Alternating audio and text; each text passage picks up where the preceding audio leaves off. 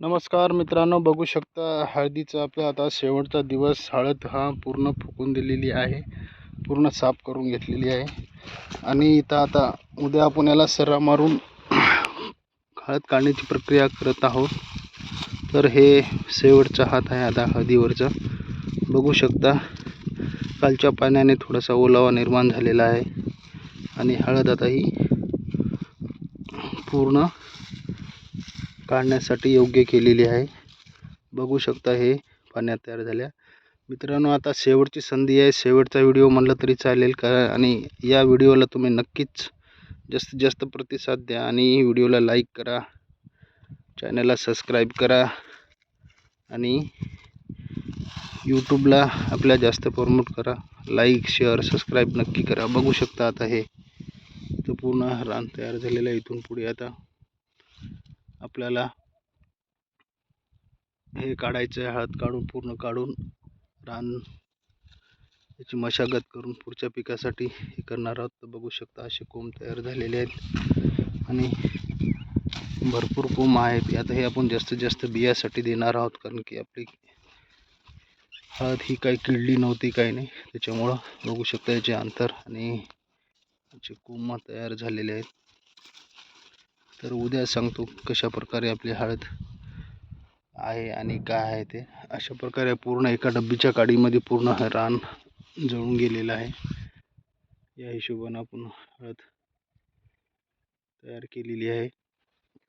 आणि आतापर्यंत आपण 50-100च्या वर व्हिडिओ हळदीचे केलेले आहेत, जेणेकरून आपल्याला हळदीविषयी माहिती पूर्णतः मिळावी. आणि उद्या आता कशा प्रकारे घड निघणार आहेत ते पण मी तुम्हाला दाखवत आहे. आता एका दुःख हे असं राहिलेलं आहे. हळद एकदम कुठेही जळलेली नव्हती, कुठेही खराब झालेली नव्हती. असे कोंब तयार झालेले आहेत. बघू शकता असे कोंब आहेत हळदीला. यावेळेस शेवटचा पोटॅशियम शोनाइट आपण टाकला होता आणि याच्यात कुरकुमींचं प्रमाण बघू शकता. अशा प्रकारे आहे. हळद एकदम व्यवस्थित सुस्थितीमध्ये आहे, आपल्याला लक्षात येते, जेणेकरून आपल्याला उद्या लावायला सोपी जाईल. आणि आता इथून पुढे उद्या हळद निघाल्यानंतर उद्या साधारणतः एप्रिलची 3-4 तारीख आहे. एप्रिल 1, मे 2 महिने आपल्याला याला सुप्त अवस्थेमध्ये ठेवणार आहोत आणि त्यानंतर आपण याला लागवडीसाठी तयार करणार आहोत रान. अशा प्रकारे आपण रान तयार करून दुसऱ्या रानामध्ये लावणार आहोत.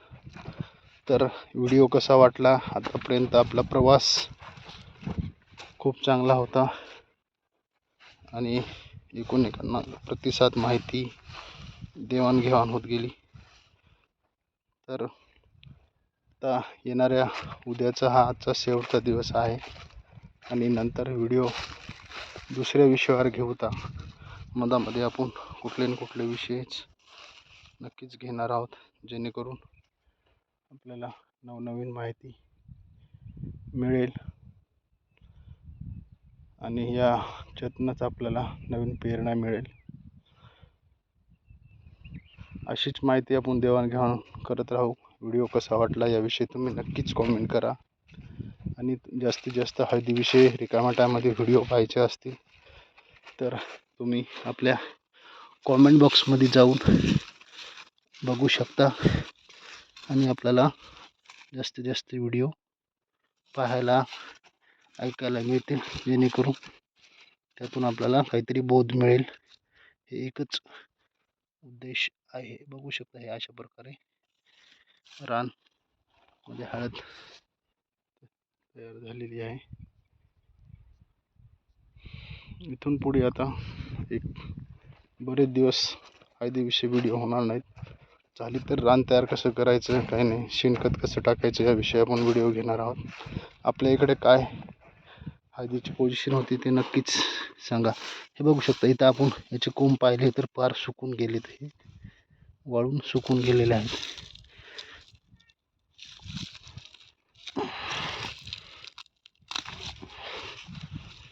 पाणी पडल्यामुळे थोडं हे झालेले आहे. तर जास्तीत जास्त व्हिडिओ शेअर करा, लाईक करा, कॉमेंट करा. व्हिडिओ कसा वाटला नक्कीच सांगा. धन्यवाद.